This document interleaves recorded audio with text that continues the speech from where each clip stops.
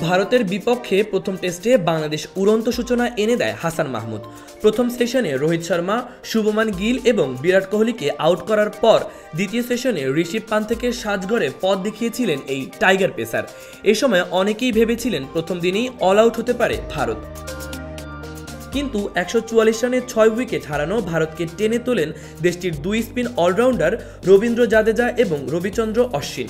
দুজনের ব্যাটে ভর করে 300 রানে কোটা পার করেছে স্বাগতিকরা। সেই সঙ্গে 80 ওভারে 6 উইকেট হারিয়ে 339 রানে প্রথম দিনই খেলা শেষ করেছে ভারত। 117 বলে 86 রানে জাদেজা এবং 112 বলে 102 রান করে অপরাজিত রয়েছেন অশ্বিন।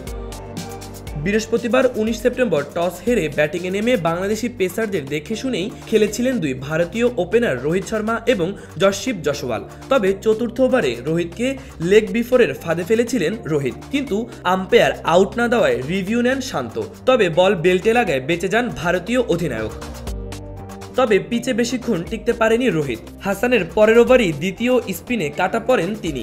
এদিকে চেন্নাইয়ের পিচের চরিত্রে বোঝার আগেই সাজঘরে ফেরেন শুভমান গিল। অষ্টম ওভারে লিটনের হাতে ক্যাচ তুলে দেন তিনি, সেই সঙ্গে জোড়া উইকেট তুলে নেন হাসান। চতুর্থ উইকেটে জয়সওয়ালকে সঙ্গে নিয়ে প্রতিরোধ গড়ার চেষ্টা করেন বিরাট কোহলি, কিন্তু দশম ওভারে দ্বিতীয় বলে হাসানের তৃতীয় শিকার বনে যান এই কিংবদন্তি ক্রিকেটার। 6 বলে 6 রান করেন তিনি। এরপর জয়সওয়ালকে সঙ্গে নিয়ে ভারতীয় শিবিরের হাল ধরেন ঋষভ পান্থ।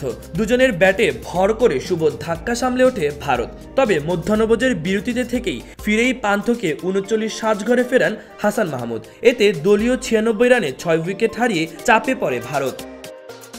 তবে এক প্রান্তে আগলে রেখে লড়াই করতে থাকেন ওপেনার জয়সওয়াল। 95 বলে 50 তুলে নেন এই বাহাতি ব্যাটার। তাকে যোগ্য সঙ্গ দেন লোকেশ রাহুল।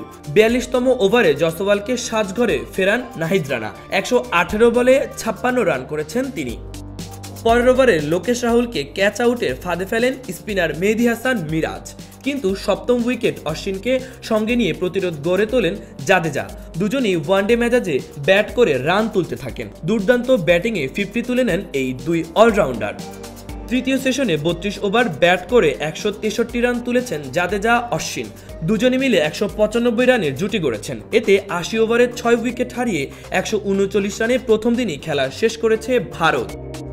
বাংলাদেশের হয়ে সর্বোচ্চ 4 উইকেটের শিকার করেছেন হাসান মাহমুদ। এছাড়া নাহিদ রানা এবং মেহেদী হাসান মিরাজ একটি করে উইকেট নেন। মাহবুবুর রহমান ইমন, খবর সংযোগ।